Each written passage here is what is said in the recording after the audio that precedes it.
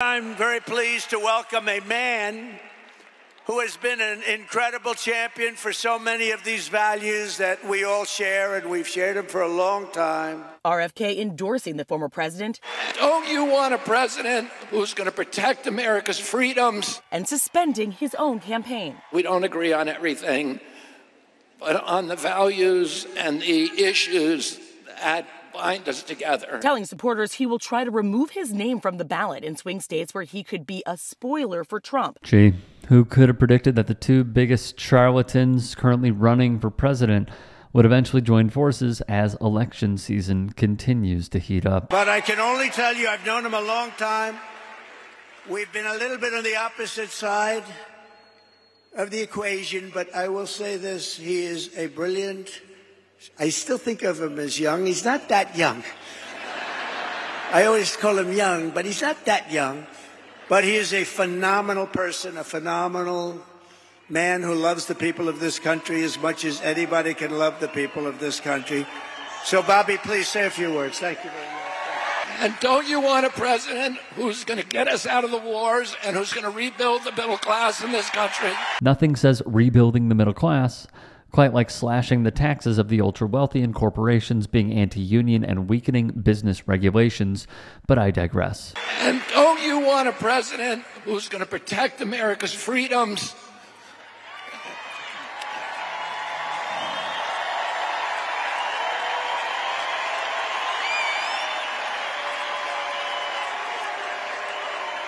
And who is going to protect us against totalitarianism? The jokes write themselves with these clowns. Trump is the definition of an authoritarian and doesn't even try to hide it anymore. But would you really believe anything coming from someone who feels comfortable spreading bonkers conspiracy theories like this? COVID-19 is targeted to attack Caucasians and black people. The people who are most immune are Ashkenazi Jews and Chinese. We could make an entire video about this quote alone and the various forms of racism and bigotry underlying this outlandish claim. But instead of giving a bona fide quack who has a very strange fascination with dead animals more airtime, let's discuss how conspiracy theories have morphed into political talking points since the rise of Donald Trump. Which brings us to this. This is really a unity ticket. This is a bipartisan, populist ticket that I think, you know, you've got Elon Musk, you've got Tulsi Gabbard, you've got RFK Jr. What's the other side? It's a globalist ticket with these mystery puppet masters running it.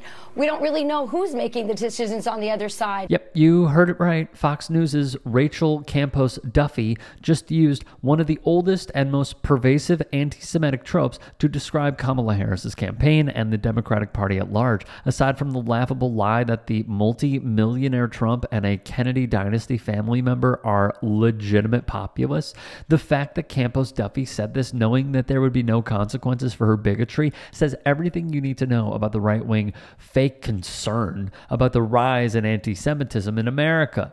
But the right would have you believe that nonviolent student protests, the uncommitted delegate movement, and demanding the end of an ongoing genocide funded by our tax dollars are acts of anti-Semitism, while a host on the most popular national news outlet can incorporate and spread disgusting racist stereotypes like this into her analysis of real-world issues. Campos-Duffy is far from the only Fox host who has engaged in peddling hate under the guise of opinionated news coverage, but she does have one of the longer histories of engaging with conspiracy theories and spreading them without thinking twice about the repercussions. Just comes into conflict with parenting.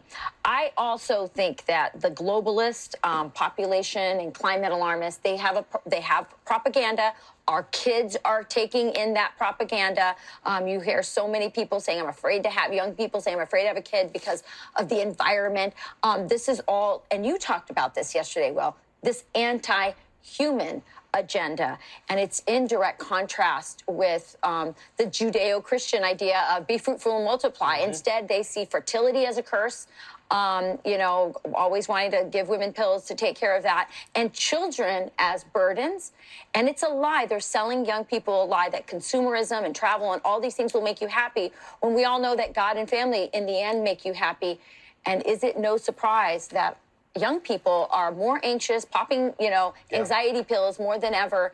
They're selling lies. And I think this is concerning for the future, because we do need this replacement rate. Who's going to take care of older people? In January 2023, Campos-Duffy asserted that globalist propaganda is responsible for our country's declining birth rates, not valid concerns about climate change, cost of living increases, education costs, childcare costs, ask me about it, childhood trauma, or any other potential reason someone might not want to have children. But COVID, and by the way, this testimony this week with Fauci was fascinating to me, because it's very clear that this whole made up 6 feet of social distancing was about creating fear, including fear and the justification for not voting in person. And creating mass mail-in ballots to become the norm. And Republicans have always resisted that, but COVID became the excuse, and you will never convince me that that was not coordinated with Fauci and the Democrats.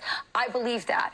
Nonetheless, what Donald Trump is saying is, and he said, he warned when they were making these laws, some of them unconstitutionally, that you shouldn't do these mail-in ballots. Right. He was saying this is going to cause a lot of cheating and problems in the election integrity. Those few lines are the defining aspect that connects all conspiracy theorists and ultra-skeptics. The refusal to even consider changing your mind when presented with new information or facts. This is exactly why it's so dangerous and frustrating to see people like this legitimized by the media, especially when the people behind the camera and the executives raking in the profits know what they're doing yet continue to do so anyway. The feminist movement is not about women. It's always been about abortion and communism, and that's a fact. And so if you're looking for Sheryl Sandberg or these Hollywood actresses who are Jewish, if you're looking for feminism to stand on the side of the voiceless and the powerless against violence, well, don't look to the pro-abortion feminists.